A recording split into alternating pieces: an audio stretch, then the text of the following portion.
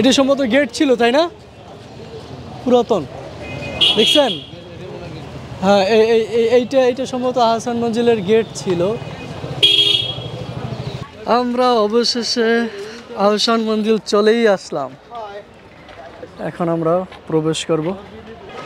আমরা পাশেই একটা হোটেল থেকে খাওয়া দাওয়া করে এখন টিকিট কাটবো, কারণ আমরা প্রাপ্তবয়স্ক দুজন। আব্দুল্লাহ তো ছোট, টিকিট লাগবে না। তো টিকিটের ভাই, টিকিট কত করে?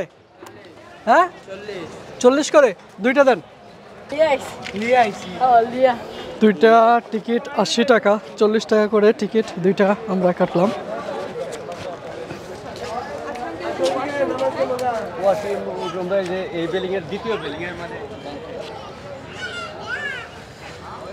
ঢুকলাম, ঢুকি যে ভিউটা পাচ্ছি আমরা। টিকিট টিকিট টিকিট টিকিট না, এখানে আসেন নাই। আমরা আছি আহসান মঞ্জিলে। আব্বাকে এখানে নিয়ে আসলাম, যে ঢাকার বিভিন্ন প্রান্তরে বিভিন্ন জায়গাগুলো দেখানো হয়েছে, এখন পর্যন্ত আহসান মঞ্জিল নিয়ে আসছি নাই, তাই ভাবলাম যে এই জায়গাটাতে ঘুরাই নিয়ে যাই। তো আব্বা পিছনে উঠতেছে এবং আবদুল্লাহ সামনের দিকে উঠে গেছে। তো চমৎকার একটা জায়গা। এই জায়গাটায় আমি 2013 সালে আসছিলাম লাস্ট। আজকে পুরান ঢাকার বিভিন্ন জায়গা আব্বাকে ঘুরেই দেখাবো। এখান থেকে যে সামনের যে ভিউটা অসাধারণ সুন্দর লাগে। সামনেই বুড়িগঙ্গা নদী, সদরঘাট, লঞ্চ চলতেছে, আর এবং যে উদ্যানটা চমৎকার লাগতেছে, সামনে ফুল আছে কিছু।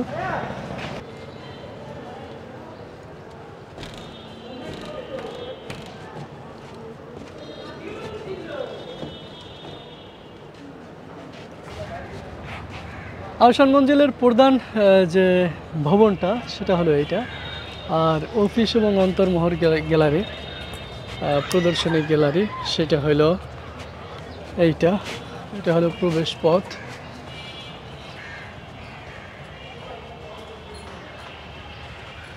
প্রবেশ পথ ধরে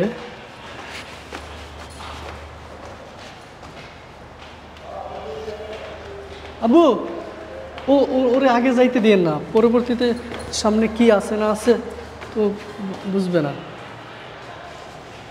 হ্যালো, দেখি এখানে আমরা কোরআনের কিছু কপি দেখতে পাইতেছি, হয়তো অনেক পুরাতন কোরআনের কপি। এখানে নবাবদের চিঠিপত্র, এই যে নবাবদের চিঠিপত্র, তাদেরকে যে চিঠি প্রেরণ করা হয়তো সেটা। আবু এখানে দেখো, এই যে দেখো এটা, এখানে রাখাও কিছু আমরা দলিল দস্তাবেজ দেখতে পাইতেছি। এদিকে এদিকে আমরা প্রাচীন দলিল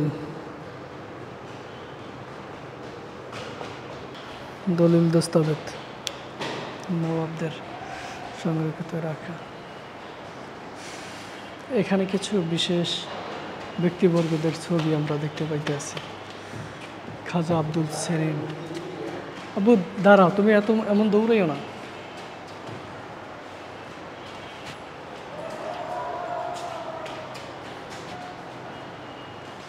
দেখেন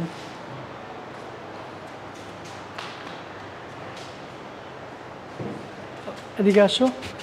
আমরা যে পাশের যে কক্ষটা দেখতে পাইতেছি সেই কক্ষটাতেও আমরা দেখতে পাইতেছি খাজা মোহাম্মদ আদেল, জন্ম মৃত্যু সাংবাদিক, কবি এবং খেলোয়াড় ছিলেন।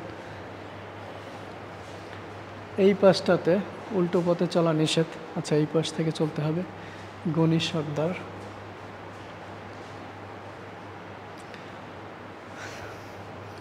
এখানে আমরা একটি লাঠি দেখতে পাচ্ছি, যে বয়স্ক মানুষরা যে লাঠি ভর করে হাঁটে, আর এটা একটি মগ বা বদনা বলে, বদনা, হ্যাঁ বদনা, ধাতব বদনা, হ্যাঁ। এবং এটা বেতের লাঠি। আবু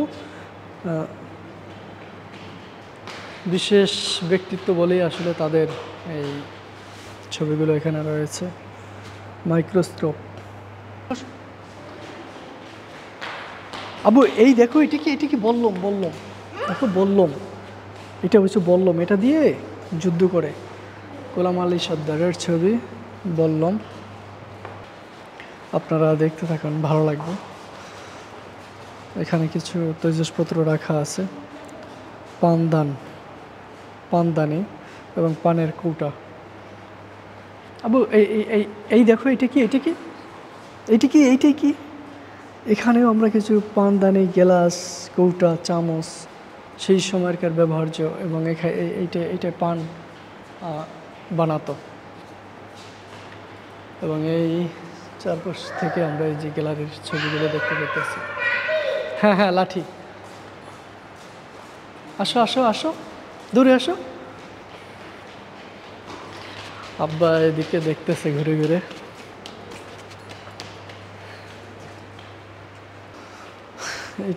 আব্দুল্লাহ কোন দিক গেল? এখানে আমরা কিছু সুপারি, পানপত্র, ল্যাম্প, এটা দিয়া ল্যাম্প, ধাতব ল্যাম্প, যেটা রাত্রে অন্ধকারের সময় আগুন জ্বালাতো। এই টাইপের স্টিমারগুলো ব্যবহার করতো, বুঝছেন আব্বা? এইগুলো। তারপর আমরা দেখতে পাচ্ছি যে এটা একটা নবাবদের মোটর যান। এই টাইপের গাড়িগুলো নবাবরা চলাচল করতে, বুঝছেন? এটা ঘোড়া।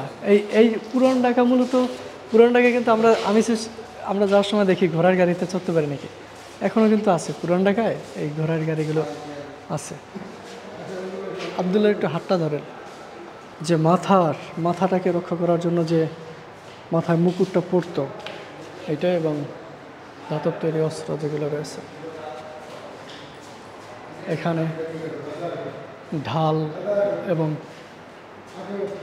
এগুলো দিয়ে তো।